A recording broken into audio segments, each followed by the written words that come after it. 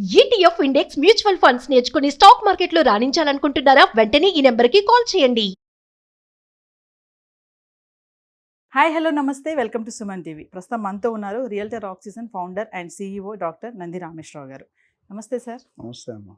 Sir, ఇప్పుడు celebrities చూసుకుంటే వాళ్ళకి ప్రోగ్రామింగ్ మేనేజర్స్ ఉంటారు, లీగల్ అడ్వైజర్స్ ఉంటారు, అలాగే చార్టర్డ్ అకౌంటెంట్స్.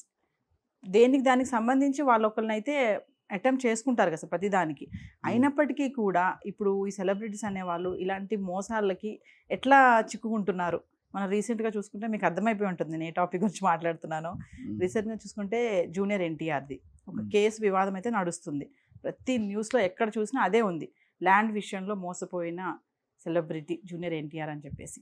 అంటే ఎలా సార్, ఇంతమంది ఉన్నప్పటికీ కూడా ఎలా వీళ్ళు అలా మోసపోవడం అనేది జరుగుతుంది? అసలు ఈ కేసులో జరిగినటువంటి ఆ విషయాలు ఏంటి డీటెయిల్గా మాకు చెప్తారా సార్? ఇవన్నీ $1 బిలియన్ క్వశ్చన్లని అడుగుతావు నవీ నన్ను. ఇదంతటికీ కారణం రియల్ ఎస్టేటే. ఎందుకంటే 36 లక్షలది 25 కోట్లు అయింది. ఆటోమేటిక్గా ఎవరికైనా ఆశ పుడుతుంది. ఇప్పుడు ఆశ లెవెల్ దాటిపోయి అత్యాశ లెవెల్కి వెళ్ళిపోయింది. ఇప్పుడు శతకోట దరిద్రాలకి అనంత కోటి ఉపయోగాలు ఉన్నాయి. ఇక్కడ జూనియర్ ఎన్టీఆర్ ఇప్పుడు మోసం చేయాలని ఇంటెన్షన్ పెట్టుకుంటే అది జూనియర్ ఎన్టీఆర్ అయినా నరేంద్ర మోడీ అయినా మోసపోతారు. అందులో ఇటు చేయాలని డిసైడ్ అయింది అక్కడ. అయితే ఇక్కడ ట్విస్ట్ ఏంటంటే ఒక లేడీ సుంకు గీతాలక్ష్మి గారు మోసం చేశారంటున్నారు. అయితే ఈవిడ ఒక్కడే మోసం చేసి ఇది కలిపి కుంభకోణం అంటారు వాళ్ళు. కుమ్మక్కయ్య చేశారు. అంటే బ్యాంకులు ఇన్వాల్వ్ ఉన్నాయి, ఓనర్ ఇన్వాల్వ్ ఉన్నాడు, ఇంకెవరు ఉన్నారో మనకు తెలియదు. సో ఇది చాలా దురదృష్టకరమైన విషయం. ఎందుకంటే జూనియర్ ఎన్టీఆర్ గారు వరల్డ్ లెవెల్ ఫిగర్ అయిపోయారు. ఇప్పుడు అల్లు అర్జున్ గారు వ్యాక్స్ మ్యూజియంలో ఫోటో పెట్టారు అయింది. జూనియర్ ఎన్టీఆర్, రామ్ చరణ్ గారు ఆస్కార్ అవార్డుకి వెళ్ళారు. సో ఆస్కార్ అవార్డు అనేది చాలా పెద్ద బిరుదు అండ్ ఇట్స్ నాట్ ఈజీ. కొన్ని సంవత్సరాల తర్వాత మనకు వచ్చింది. సో ఇక్కడ సందర్భంలో ఏంటంటే జూనియర్ ఎన్టీఆర్ గారు ఒక ప్రాపర్టీ కొన్ని ఎవరైనా ఇల్లు ఉండాలని మనం లాస్ట్ టైం మాట్లాడాం. ఎవరైనా ప్రతి ఫ్యామిలీ కూడా మంచి ఇల్లు ఉండాలనుకుంటారు. సో 2003లో 35-36 లక్షలకి డీల్ ట్రాన్సాక్షన్ క్లోజ్ అయింది.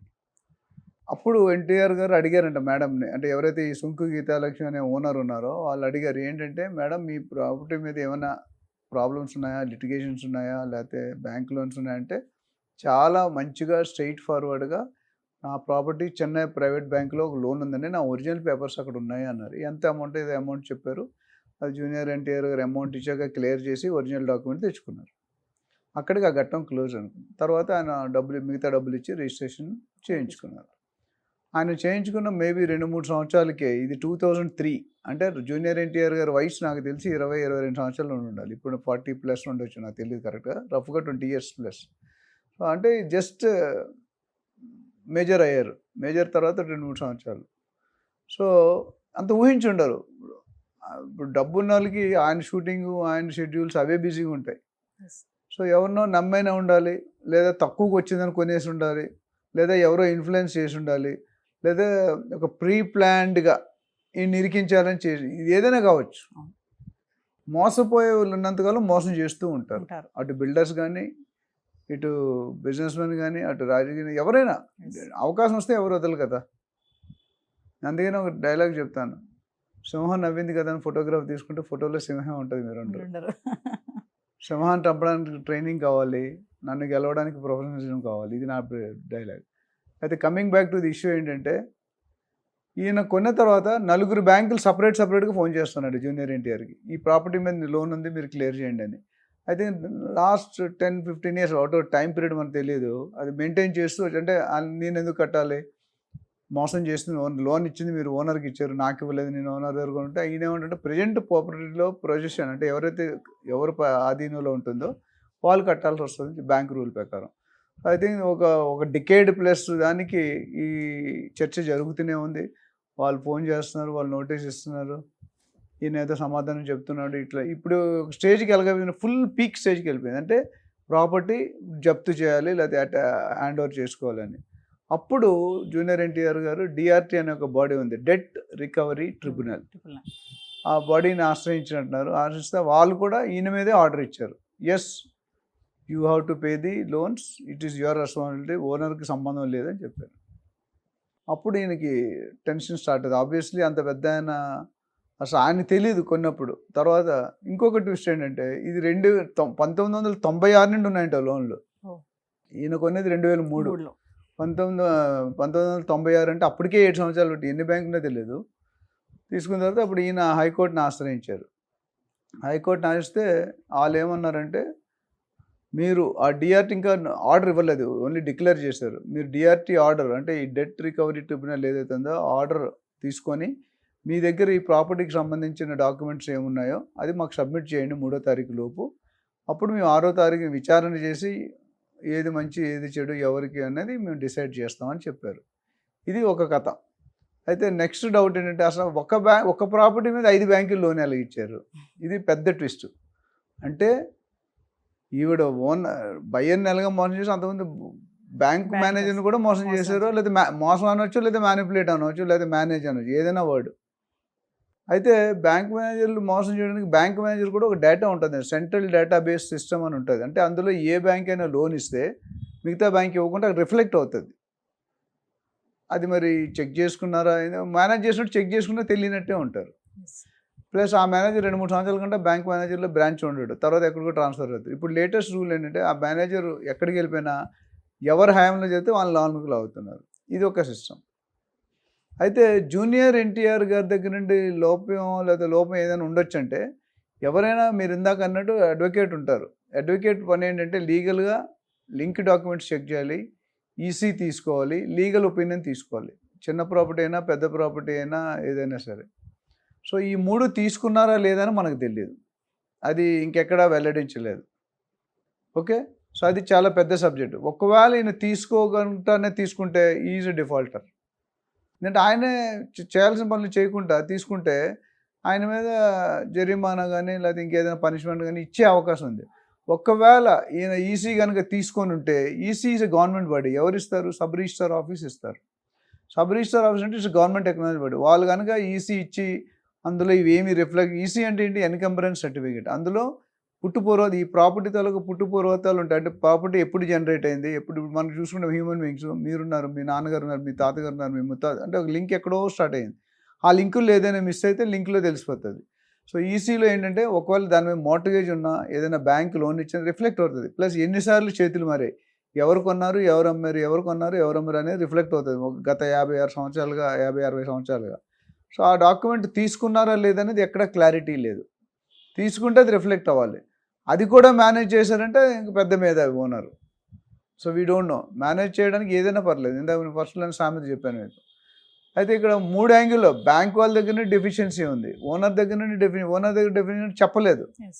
5 బ్యాంకులు లోన్ ఉన్నప్పుడు చెప్పాలి కదా. అంటే ఒకటే ప్రాపర్టీని ఫ్రంట్, బ్యాక్, లెఫ్ట్, రైట్, పైన 5 కోణాల్లో తీసుకున్నారు. సేమ్ ప్రాపర్టీని ముందు నుండి చూపించారు, ఇంకొక బ్యాంక్కి లెఫ్ట్ నుండి చూపించుంటారు, ఇంకో బ్యాంక్ రైట్ నుండి చూపించారు. లేకపోతే ఎలాగవుతుంది? అన్ని బ్యాంక్స్ లోన్స్ ఇచ్చాయంటే 5 బ్యాంకులు. నేను కూడా ఇన్ని 30 years కెరియర్లో 5 బ్యాంక్స్ లోన్ ఇచ్చేది అని అక్కడ ఇండస్ట్రీలో చూశాను, కానీ రియల్ ఎస్టేట్లో చూడలేదు. ఇది మాకు కూడా ఒక పెద్ద లెసనే. అంటే ఇలా కూడా మోసం చేయొచ్చు కదా. అది ఇవన్నిటికీ ప్రాబ్లం అగైన్ రియల్ ఎస్టేట్. 36 లక్షలది 25 కోట్లు అయింది. అంటే ఎన్ని రెట్లు పెరిగింది అనేది 10 times అంటే 3.6 crores. 25 కోట్లు మాట్లాడుతున్నాం అంటే 80-90 times పెరిగింది. So which is very abnormal increase. సో వాల్యూలు పెరుగుతున్న కొద్దీ ఆశలు పెరుగుతాయి. సో ప్రాబ్లీ ఇప్పుడు ఏం చేసి ఉంటుంది, లోన్లు తీసుకున్నప్పుడు ఈ ప్రాపర్టీ అమ్మినప్పుడు లోన్ ఇన్స్టాల్మెంట్ కట్టేసింది, ఈఎంఐస్. ఈ ప్రాపర్టీ ఎప్పుడైతే ట్రాన్సాక్షన్ అయిందో ఈఎంఐలు కట్టుకుంటా ఆపేసి ఉండొచ్చు. అప్పుడే అందుకని బ్యాంక్ వాళ్ళు బయటకు వచ్చారు, లేదా అంత ముందే రావాలి కదా బ్యాంక్ వాళ్ళు. సో ఎన్టీఆర్ గారి తరపు నుండి ఈ చెక్ జరిగిందా లేదా, లేదా ఆయన ఎవరి మీదైనా డిపెండ్ అయితే వాళ్ళని మేనేజ్ చేయబడ్డారా, లేదా రేటు తక్కువ వస్తుంది కాబట్టి ఎంత తొందరగా చేసేద్దామా, ఇలాంటి రీజన్స్ ఎన్నైనా ఉండొచ్చు. సో చర్చకి ఏమొస్తుందంటే, ఇప్పుడు 6వ తారీఖు డిస్కషన్లో ఈయన ఏం స్టెప్స్ తీసుకున్నాడు, ఆవిడ ఏం స్టెప్స్ తీసుకుంటే బ్యాంక్ వాళ్ళు డిఫాల్ట్ ఎక్కడ అని చెప్పి ముగ్గురు మీద ఎవరి మీద యాక్షన్ తీసుకోవాలి, ఫస్ట్ ఎవరి మీద అనేది డిసైడ్ అవుతుంది. సో నేను అన్నట్టు జూనియర్ ఎన్టీఆర్ కనుక ఈసీ కనుక లీగల్ ఒపీనియన్ అనేది తీసుకున్నాడంటే ఆయన పక్కన సేఫ్ ఉన్నట్టే. ఒకవేళ తీసుకోలేదు కనుక పరిణామం ఏంటనేది we have to wait and watch. But ఇక్కడ 1-2 అయితే క్లారిటీ, ఓనర్ అండ్ బ్యాంక్స్ కొమ్మక్కయి దీన్ని మ్యానిపులేట్ చేసి ఆయనకు అప్పచెప్పారు. ఆయన స్టేటస్ ఫిగర్కి ఇట్ ఈస్ నాట్ కరెక్ట్. అంత తప్పు చేస్తారని అనుకోవట్లేదు నేను. బట్ హౌఎవర్ మిస్టేక్ బయటకు వచ్చింది కాబట్టి we have to wait. So ఇది ఏ విధంగా చూసుకున్నా ఇట్ ఇస్ నాట్ శుభ పరిణామం కాదు. ఎందుకంటే ఒక పేరు పొందిన వ్యక్తి, ఒక బ్రాండ్ ఉన్న వ్యక్తి, ఒక సెలబ్రిటీ, డబ్బులకి ఆయన కొదవలేదు. 5 లక్షలు 10 లక్షలు అంటే జస్ట్ ఆయన ఒక ఫ్యాన్సీ నెంబర్కే చాలా డబ్బులు ఇచ్చుకున్నారని ఎప్పుడో న్యూస్ చదివాను నేను. ఫ్యాన్సీ మొబైల్ నెంబర్ కానీ ఫ్యాన్సీ కార్ నెంబర్ కానీ అందరూ ఉంటారు చాలామంది. సో అలాంటి వ్యక్తి మోసపోయాడంటే మేము కూడా డైజెస్ట్ కావట్లేదు మార్కెట్లో. మీలాంటి వాళ్ళు నాలాంటి వాళ్ళు మోసపోయారంటే అర్థం మన ఎవరికి తెలియదు. కాబట్టి నాకు నవీనా తెలుసు, నవీనాకి నేను తెలుసు, నాకు ఎవరు తెలియదు. ఆయన అలా కాదు కదా, ప్రపంచం మొత్తం జూనియర్ ఎన్టీఆర్ అంటే ఐడెంటిఫై చేస్తారు. సో ఎందుకు వైరల్ అయిందంటే ఇది ఒక విధంగా మంచిదే. అంటే ఇంత పెద్దోళ్ళే మోసపడుతున్నారంటే మనల్ని మోసం చేయడం, మనలాంటి మోసం చేయడం చాలా ఈజీ. మోసం చేయడం అంత చాలా సో నేను చాలా రోజులు నా ట్రైనింగ్లో రియల్ టాక్లో చెప్తాను, if you're first time buyer, second time buyer, please appoint professional agent and go to a legal lawyer. ఈ రెండు కంపల్సరీ. ఈసీ లీగల్ ఒపీనియన్ లేకుండా, లింక్ డాక్యుమెంట్ చెక్ చేయకుండా ఏ ప్రాపర్టీ ఫ్రీగా ఇచ్చినా తీసుకోకూడదు.